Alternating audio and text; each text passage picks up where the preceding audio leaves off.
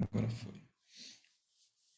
Então, hoje eu vou apresentar, dar um panorama geral sobre as aplicações da videolaringoscopia de alta velocidade e, e vou apresentar um pequeno recorte de alguns métodos. Eu vou passar pelo histórico, assim, bem breve, sobre o surgimento dessas tecnologias que usam imagens de alta velocidade para registrar o ciclo glótico. Vou passar um pouco sobre as vantagens e desvantagens e os usos clínicos possíveis na avaliação funcional da voz, da laringe, né? Então, durante séculos, essa avaliação da laringe e dos movimentos das pregas vocais, né, vibratório das pregas vocais, os cientistas vêm tentando desenvolver algumas técnicas, né?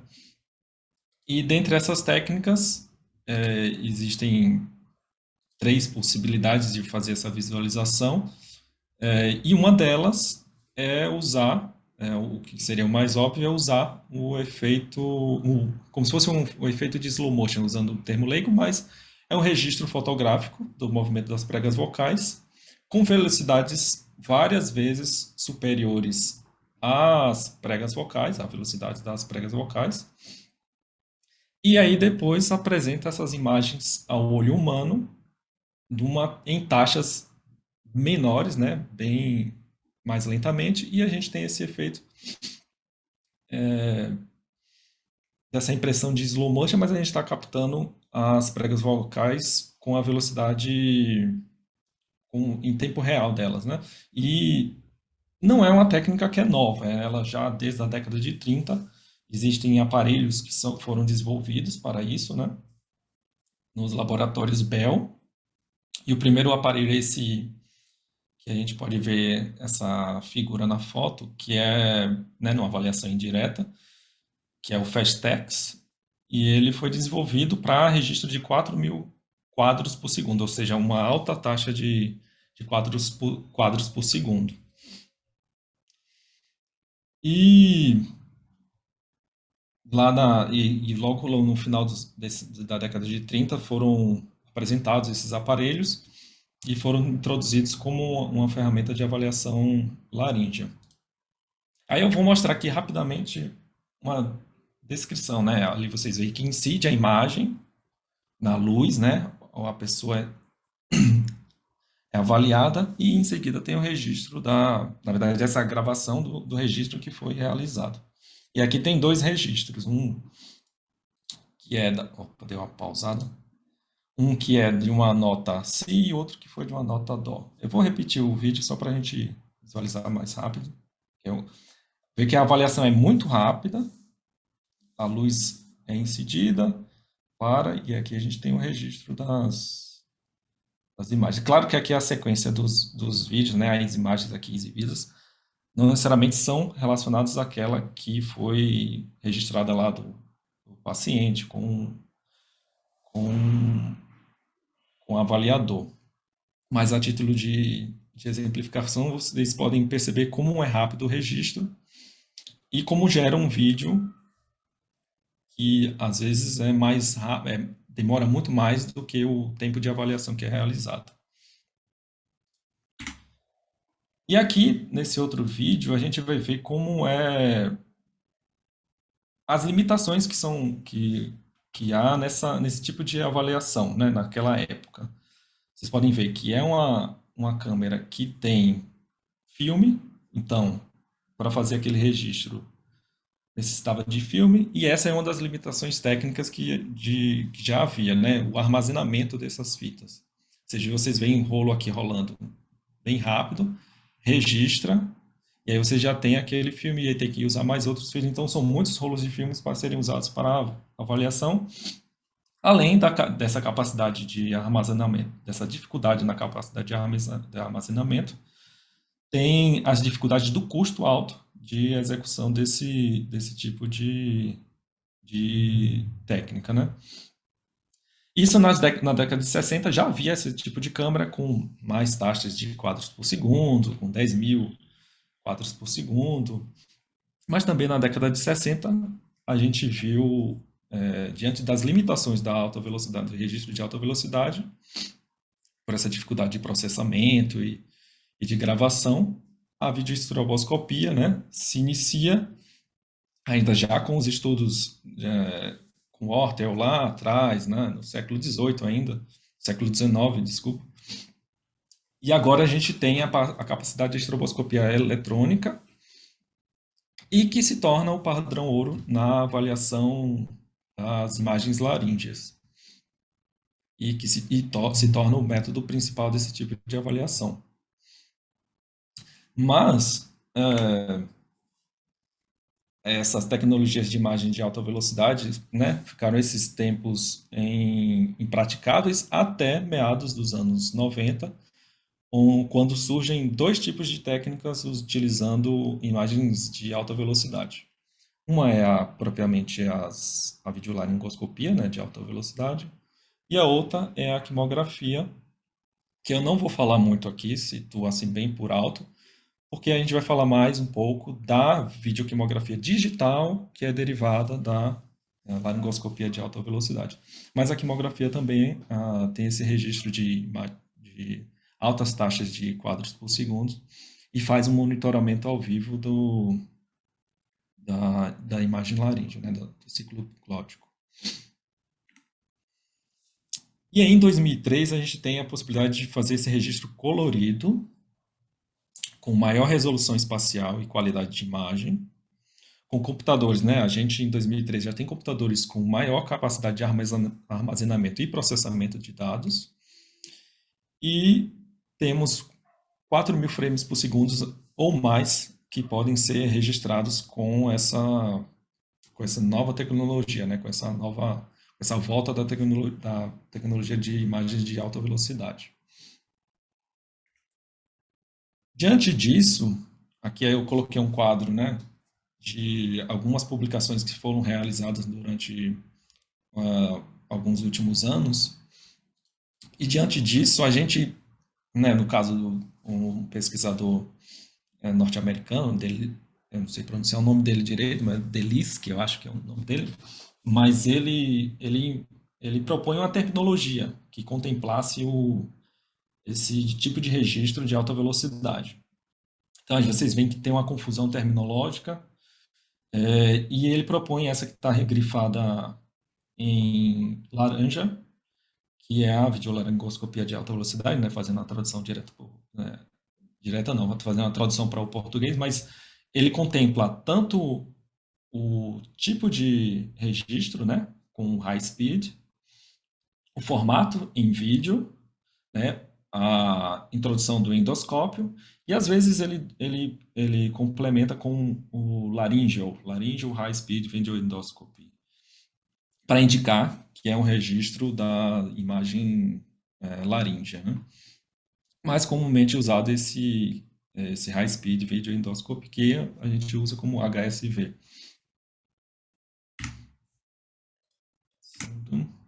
E aí a gente chega nesse tipo de imagem que temos hoje em dia, né? Com essa terminologia indicada por esse pesquisador e seu grupo. E qual é a diferença que a gente tem, né? Por que se insistiu em utilizar a videolaringoscopia de alta velocidade, né? As imagens laríngeas de alta velocidade, já que a gente já tinha um exame de padrão ouro na clínica otorrinolaringológica, que é a videolaringoestroboscopia. Porque já era sabido as dificuldades que a estroboscopia apresentam, que é a montagem do ciclo glótico, né, essa impressão de câmera lenta que é dada pelo ciclo glótico, não é com os ciclos glóticos reais. Ele é pensado é montado artificialmente, né? E algumas imagens de diferentes ciclos glóticos são montados consecutivamente e daí é gerado o vídeo e a gente tem esse vídeo da videolaringoestroboscopia. E qual é o problema disso? Esse é uma ferramenta excelente para avaliar as vibrações periódicas, mas se tem dificuldade, né, já que a gente não vê os ciclos exatos de cada das pregas vocais, tem uma dificuldade nas vibrações aperiódicas. E a HSV, né, a videolaringoscopia de alta velocidade, ela apresenta o ciclo real, né, com as imagens representando os ciclos de forma real, dentro do mesmo ciclo. Então aqui eu coloquei 3 exemplos. No primeiro a gente pode ver a luz incidindo, né, nos ciclos. E aqui a gente tem uns ciclos e a cada ciclo a gente registra um pedacinho e monta o ciclo da videoestroboscopia. No exemplo do meio, é uma videolaringoscopia de alta velocidade e a gente vê que o ciclo todo tem um detalhamento registrado. E no terceiro vídeo, ou na terceira imagem, é quando a gente aumenta a taxa de quadros da videolaringoscopia de alta velocidade, que a gente aumenta a precisão. Ou seja, tem muito mais imagens registrando aquele mesmo ciclo glótico. Então, a diferença em relação à videolaringoestroboscopia é absurda com relação ao detalhamento de registro, né? E quais são as vantagens, né, da videolaringoscopia de alta velocidade? Como eu já falei, esse registro real, né, esse registro do movimento real das pregas vocais, e que a gente tem possibilidade de registrar de 2.000 até 10.000 frames por segundo, né, imagens ou quadros por segundo. A possibilidade de registrar os movimentos aperiódicos das pregas vocais, como também possibilita análises objetivas das pregas vocais, que eu vou falar um pouco mais à frente.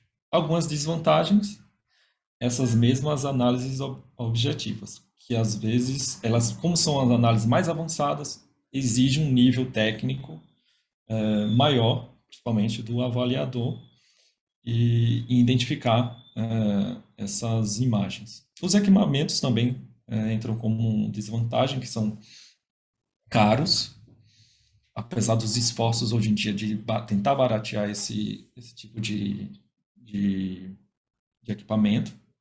A quantidade de dados, por mais que temos hoje computadores com altas taxas de armazenamento, a quantidade de dados, de volume de dados é enorme, pensando que, por exemplo, se formos registrar um vídeo de 10 segundos, ou de 8 segundos, como é o aparelho que tem na UFMG, no máximo de 8 segundos, e uma taxa de 10.000 frames de 2.000 frames por segundo, a gente vai gerar um vídeo que pode chegar a 20 minutos. Então, imagina o volume de dados em gigabytes que podem consumir, né? E, apesar da imagem, né, que é o outro ponto de desvantagem, a qualidade de imagem ser inferior, não ser um quadro, né, de Full HD ou HD, por exemplo.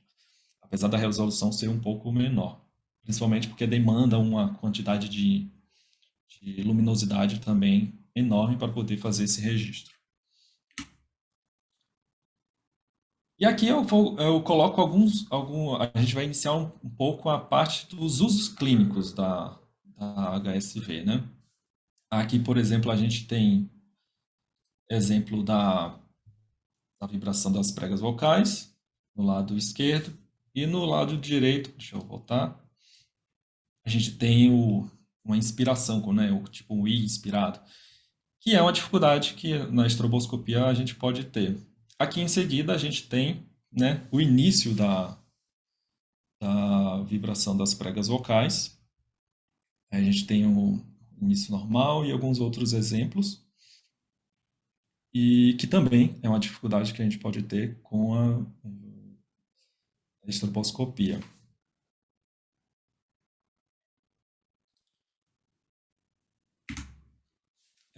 Ainda sobre os usos clínicos, Kendall, em 2009, verificou, né? Ela fez a comparação entre a videolaringoestroboscopia e a videolaringoscopia de alta velocidade, né? Com sujeitos saudáveis, 50 sujeitos saudáveis, fez uma avaliação com 3 avaliadores, de experiência entre 4 e 15 anos, e observou que não houve diferença nas características vibratórias, exceto a periodicidade, como a gente verifica que ela ela apresentou que houve maior refinamento na avaliação com relação a HSV. Zacarias também, em 2018, fez uma comparação das duas técnicas já com lesões laríngeas, com 151 sujeitos, né, desse centro de avaliação, e fez o uso clínico da ferramenta, das duas ferramentas, durante 4 anos. Um ano desses foi só para treinamento, e observou que houve um refinamento diagnóstico quando utilizada a videolaringoscopia de alta velocidade. E aqui tem uma figura ao lado com os parâmetros, né, de avaliação que eles utilizaram, que houve maior taxa de refinamento. Então, a onda mucosa houve 74%, a amplitude de vibração de 53%, o fechamento glótico de 36%, e por aí vai os outros parâmetros. Já a Patel também, fazendo essa em 2008, fazendo a comparação da videolaringoestroboscopia com a HSV, com 3 grupos de disfonia, ela observou que houve uma dificuldade diagnóstica com relação à videolaringoestroboscopia. Em primeiro lugar, com um grupo que contempla paralisia, disfonia espasmódica, arqueamento, disfonia por tensão muscular. Em segundo lugar, o grupo de disfonias com carcinoma, refluxo, laringite. Em terceiro lugar, o grupo, né, de disfonias de nódulo, pólipo, cicatriz e sulco vocal. E observou que 63% dessas gravações, desses vídeos, né, registrados, não foram interpretáveis na videoestroboscopia em comparação com a HSV. E a HSV auxiliou em 100% dos participantes na avaliação. E aqui embaixo eu coloco um quadro, né, exemplificando um pouco do que a gente já viu anteriormente, mas baseado no que ela colocou no artigo dela. Mendelssohn em 2013, aqui a gente já coloca um pouco mais de complexidade, né, na literatura, e principalmente porque a gente pesquisa e a necessidade de se pesquisar mais esse uso clínico da HSV. Ele fez uma comparação das duas técnicas também, com diversos distúrbios laríngeos, com 28 pacientes disfônicos e 4 otorrinos acadêmicos com pelo menos 5 anos de experiência fizeram a avaliação desses exames, mas não observou uma melhora na acurácia diagnóstica entre as duas técnicas, mas perceberam a presbifonia como melhor diagnosticada na HSV. Ainda entrando ainda sobre o uso clínico, mas agora entrando com o uso das análises objetivas, eu selecionei duas, que é o que a gente tem como uso aqui no aparelho que a gente tem na UFMG, mas tem algumas outras possibilidades, mas essas duas é que a gente vai focar. Uma delas é o sinal glótico extraído ou a forma da onda, né, do ciclo glótico, e ela, que a gente chama de GAU, né? E basicamente ela é uma série temporal gerada por software e que vai representar a variação da área glótica e os movimentos vibratórios das pregas vocais. Então ela vai registrar tanto a abertura como o fechamento das pregas vocais. E aqui a gente tem um exemplo de como ela faz esse registro, né? Aqui no anterior a gente tem um exemplo do que é gerado no aparelho aqui do observatório, né? Gerado esse gráfico. E aqui a gente tem um exemplo graficamente de como ela é formada. E ela é dada em pixel com relação ao tempo, né? Por se tratar do registro da área. E ela é útil na investigação desses padrões irregulares do ciclo glótico. Ela tem alguns parâmetros interessantes de avaliar, como, por exemplo, a área mínima ou máxima, né, que vai representar a área do valor da área glótica, a abertura mínima ou máxima, que vai representar a abertura mínima ou máxima das pregas vocais, e a taxa de área mínima ou máxima, né, que é a de mudança, né, da área mínima e máxima, que é a taxa de variação dessas áreas na região glótica. Quociente de velocidade, a razão entre o tempo da fase de abertura e a fase de fechamento da glote. São alguns exemplos de alguns parâmetros que são utilizados. Principalmente esses com o programa, né, o software que utilizamos aqui. Aí temos alguns outros parâmetros, né, que são extraídos da GAL, como coeficiente de abertura, de fechamento, de assimetria, de amplitude, perturbação de amplitude, fator de perturbação de amplitude, alguns índices de velocidade, fundo da glótica, assimetria de amplitude, de assimetria de fase e rigidez. Também são alguns parâmetros utilizados na avaliação objetiva com a GAL. Entremos agora na videoquimografia digital, que também é uma análise objetiva, nesse caso em específico, né, a videoquimografia digital derivada da videolaringoscopia de alta velocidade. E aqui tem uma figura exemplificando a imagem laríngea, né, com algumas linhas verticais, duas linhas verticais e algumas linhas horizontais. E embaixo nós temos os quimogramas representando cada uma dessas linhas que foram colocadas no vídeo, né? E é um exemplo também do software utilizado aqui no observatório. Aqui também a gente é um exemplo, né, a imagem de como é feito um pouco esse registro, né, dos quimogramas. Então, basicamente, a videoquimografia é uma composição sucessiva, né, de imagens e monitoramento do ciclo glótico. A diferença da videoquimografia digital para a quimografia tradicional, lá que eu citei, né, lá na década de 90, é que a videoquimografia ela tem algumas possibilidades, como selecionar mais de uma linha. Como vocês podem ver aqui, a gente utiliza esse padrão de 3 linhas na região posterior, médio e anterior da glote, diferentemente da quimografia digital, desculpa, da quimografia tradicional, que apenas uma linha é possibilitada de ser selecionada. E a gente tem algumas vantagens, né? Como eu já falei, dos múltiplos quimogramas que podem ser realizados simultaneamente, né? No KIPS, que é o programa que a gente utiliza, pode ser utilizado até 8 linhas. É possível encontrar a posição quimográfica mais estável durante a utilização do programa. Então, a gente vai ter o vídeo e a gente registra exatamente o melhor intervalo do vídeo para realizar essa avaliação. E é possível fazer essa análise, né, das diferenças com essas linhas da vibração anterior-posterior.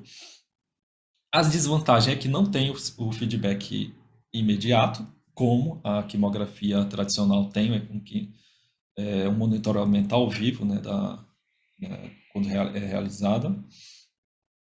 A gravação é limitada a segundos, porque é derivada da videolaringoscopia de alta velocidade. E tem algumas recomendações com relação à resolução espacial, né, que deve ser superior a 500 pixels por linha, e a taxa de quadros superior a 4.000 quadros por segundo, para ter um melhor diagnóstico. Ela também tem alguns parâmetros objetivos, que são abertura mínima, máxima, média, da glote, né, das pregas vocais ao longo do ciclo glótico. A amplitude dominante, a amplitude que predomina durante a abertura das pregas vocais, assim como a frequência que predomina durante a abertura das pregas vocais, além do quociente de fechamento e o quociente de abertura, né, que o quociente de fechamento é a razão entre o tempo da fase fechada com o tempo total do ciclo glótico e é dado em porcentagem. E o quociente de abertura é a razão entre o inverso, né, o tempo de fase de abertura com relação ao tempo do ciclo glótico. Esse slide é o mesmo.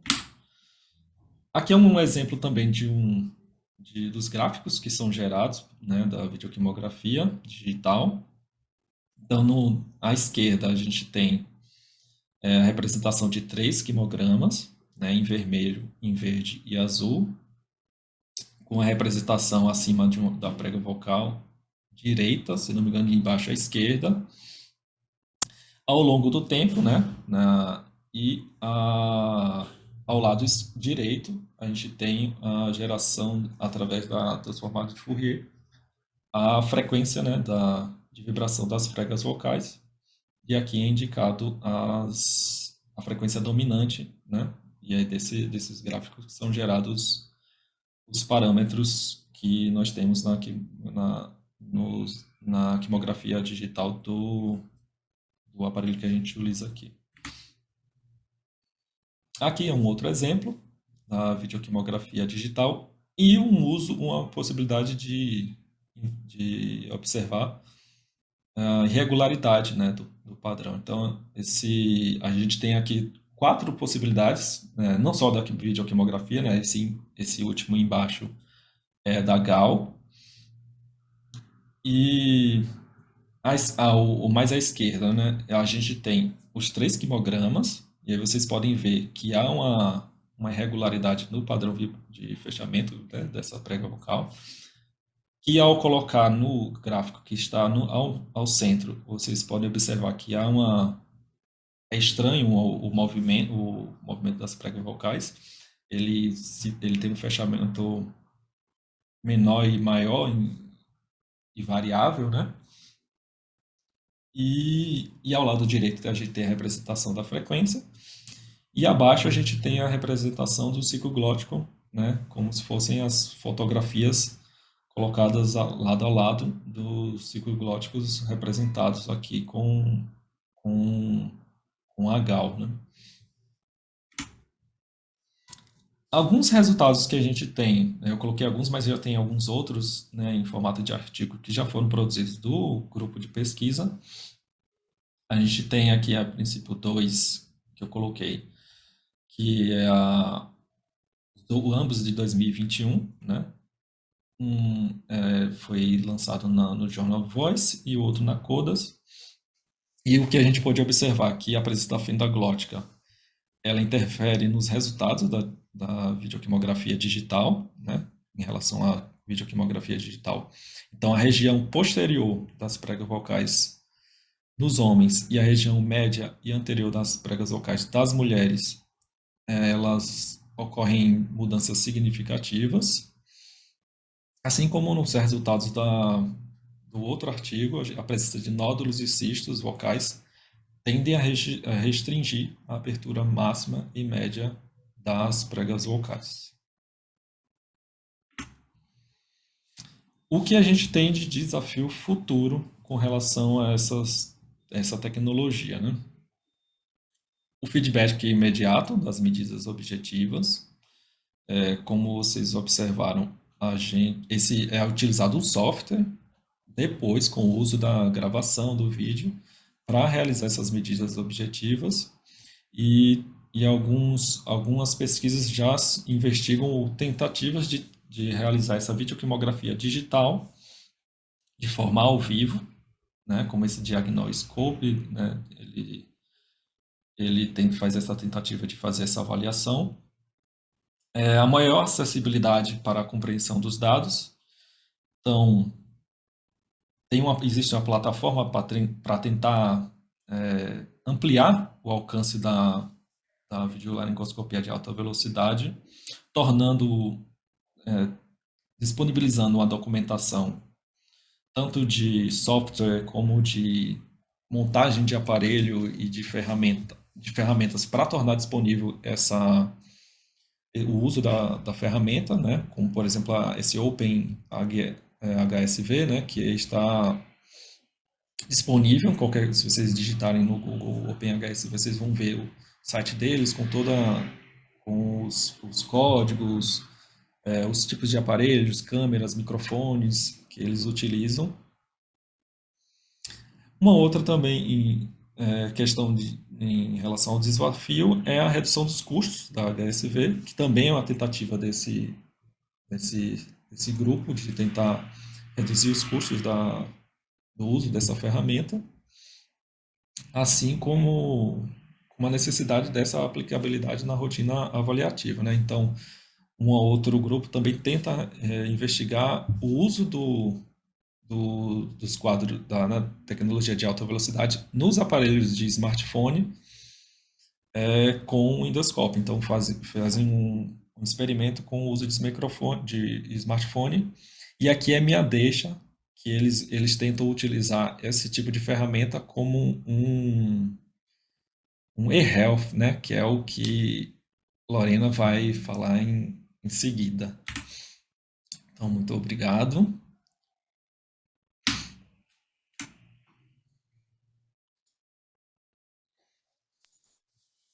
Bom, Alisson, muito obrigada. Parabéns pela apresentação. Vou abrir para o pessoal tiver alguma pergunta, algum comentário.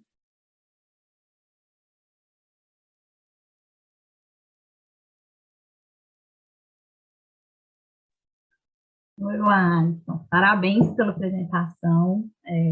Já tinha dividido a apresentação com você e cada vez tem coisa nova, né? Aí aquela imagem, aquele vídeo fala assim, ai, dá vontade de ficar assistindo aquilo ali, né? Assim, vamos analisar, deixa eu analisar aqui, ó. Dá vontade de ficar o dia inteiro olhando para analisar os pormenores dessas imagens.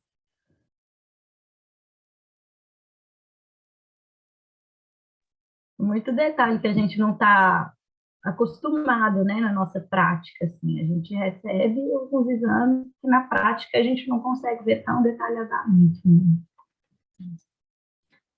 A gente já, assim, já avançou em algumas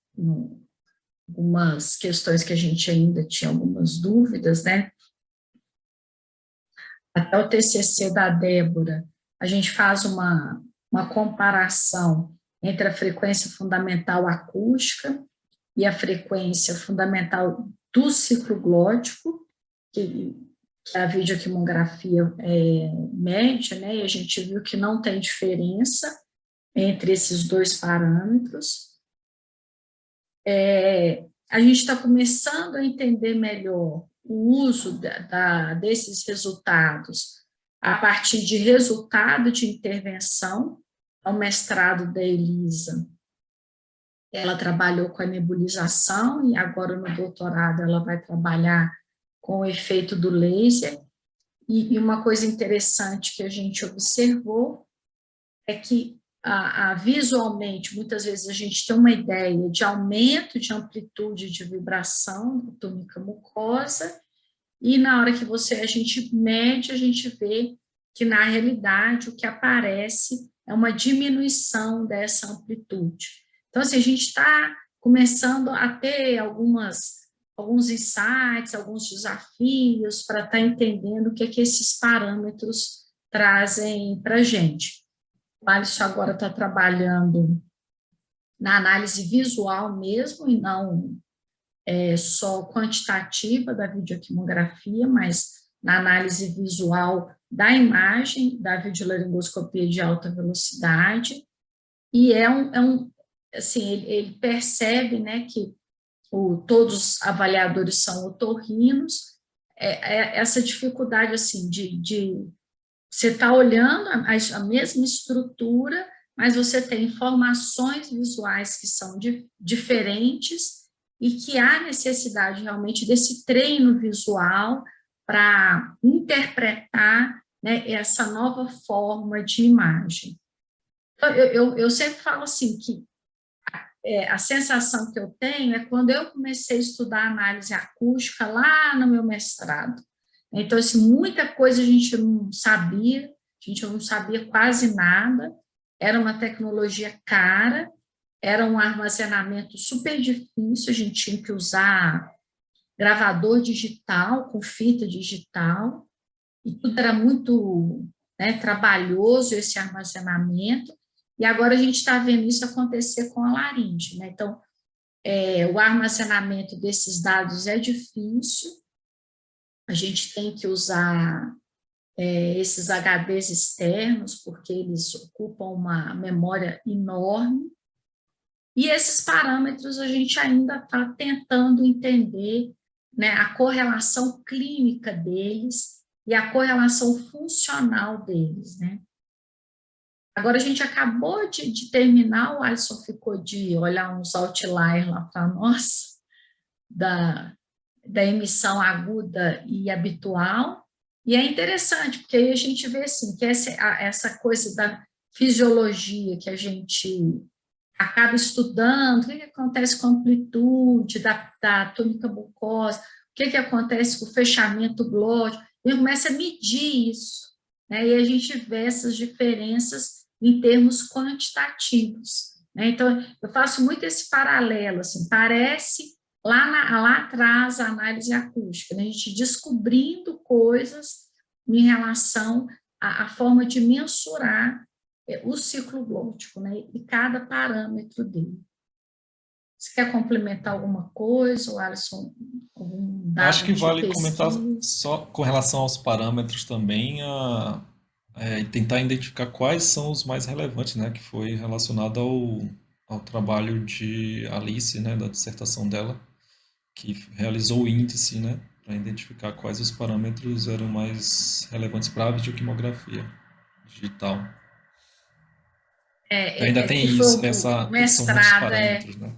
eu até tinha esquecido. Então, que foi bem legal também, que foi o mestrado da Alice, que a gente pegou mulheres, né, com alteração e sem alteração laríngea, e a ideia veio, né, do mestrado da Alice, eu tive a ideia a partir das medidas multiparâmetros da análise acústica. Então, você tem vários parâmetros acústicos, você simplifica esses parâmetros a partir de análise multivariada, né, em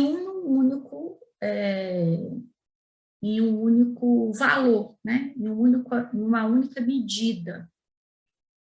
E aí a gente faz isso, né, com o mestrado dela, a gente cria, né, o índice videoquimográfico do ciclo glótico, que a gente, agora a ideia no projeto do doutorado do Alisson, a gente experimentar esse índice também, além desses parâmetros que ele apresentou, mas a gente também experimentar o índice em diferentes padrões de soprosidade, não é isso, Alisson? De soprosidade.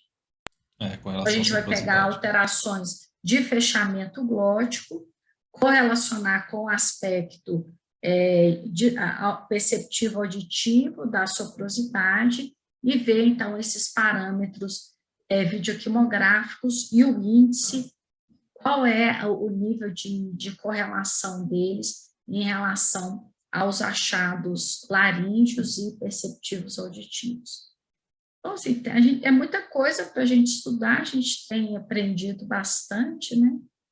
O equipamento deu defeito, eu tive que levar para São Paulo, um equipamento caríssimo, ele custou R$ 300.000. Então, assim, só o Alisson fez um levantamento de transporte, só o seguro era 4 mil e tantos reais, né? Aí eu falei, vou ter que levar eu mesmo no meu carro, porque não vai ter dinheiro. Mas, enfim, a gente conseguiu arrumar o carro, né? O equipamento já está aqui, agora falta eu só levar lá para a faculdade. Eu estava esperando o Alisson voltar, para ele me ajudar agora a montar de novo, porque é 10 mil cabos para ligar. Mas, enfim, né, vamos continuar aí com as pesquisas e retomar aí as coletas que ficaram paradas por causa do equipamento.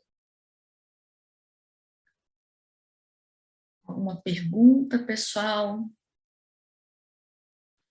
O meu não é nem pergunta, não, é elogio mesmo, assim, a vocês, que eu fico encantada, porque eu pego, como eu trabalho com perícia, eu pego muito exame de vídeo, então a gente já teve um avanço, porque antes o periciando dava uma declaração de próprio punho falando que estava tudo bem com ele, isso há 1000 anos atrás. Então, quando eu entrei lá, ainda era o fitão, né, Ana? Lembra? O fitão do vídeo e tal. E aí, depois, laringoscopia indireta. Agora é a vídeo com estrobo. Mas, assim, a gente pega qualidades de exame muito ruins, mesmo. Terríveis, né? Assim, E não por uma questão médica, por uma questão de qualidade de equipamento, né? Tem uns equipamentos que são muito antigos, são ruins. Então, o médico também não consegue fazer um milagre ali daquele exame que ele está realizando. E foi isso que a Lorena falou, quando a gente vai vendo essas imagens, dá vontade de ficar assistindo, né? Que maravilha, que bonito, muito bonito. Então, o trabalho vai ficar muito legal e, assim, fico curiosa aí para os resultados. Quem dera, né, Ana? Foi o que você falou, daqui a alguns anos que isso seja mais acessível e seja uma realidade, né? Porque auxilia muito a gente ter uma imagem maravilhosa, assim, de um dado objetivo mesmo de funcionamento da laringe, para a gente costurar com as outras avaliações que a gente faz, né? Tanto na parte clínica, na parte pericial, de todas essas maneiras aí. Parabéns, adorei. Vocês que estão gostando das imagens, né? A gente montou, o Alisson participou do projeto também, a gente montou um tutorial que a gente coloca, então, quais são os parâmetros, né, que estão relacionados ao ciclo glótico e faz essa correlação funcional para realmente treinar isso, né? A gente fez pensando mais no material didático para os alunos, mas a ideia é isso, assim, ele tem todas as partes, né, todos os parâmetros do ciclo glótico, a gente fala amplitude, fechamento glótico, simetria, o que mais, Alisson? Me ajuda aí. Presença de movimento das pregas vestibulares, né? Assim, a gente pegou vários parâmetros e vai colocando, então, o que é esperado, coloca exemplos de alterações, né, para treinar essa questão visual também dos alunos. Já está pronto, só não tem dinheiro para que a gente precisa fazer rodar no filme, e aí o rapaz me cobrou 900 e tantos reais, falei, agora tem que arrumar dinheiro para fazer isso. Mas a ideia é assim, já está pronto, assim que a gente conseguir uma verba aí para pôr para funcionar, a gente vai liberar o link e ele vai ficar disponível de acesso livre, e aí o pessoal, todo mundo que quiser acessar, vai ter essa possibilidade. Aí a gente depois, assim que a gente conseguir viabilizar esse fomento aí, a gente passa para vocês o link. Aí vocês vão ver, então, várias imagens, né, todas elas relacionadas a esses parâmetros dos ciclos glóticos.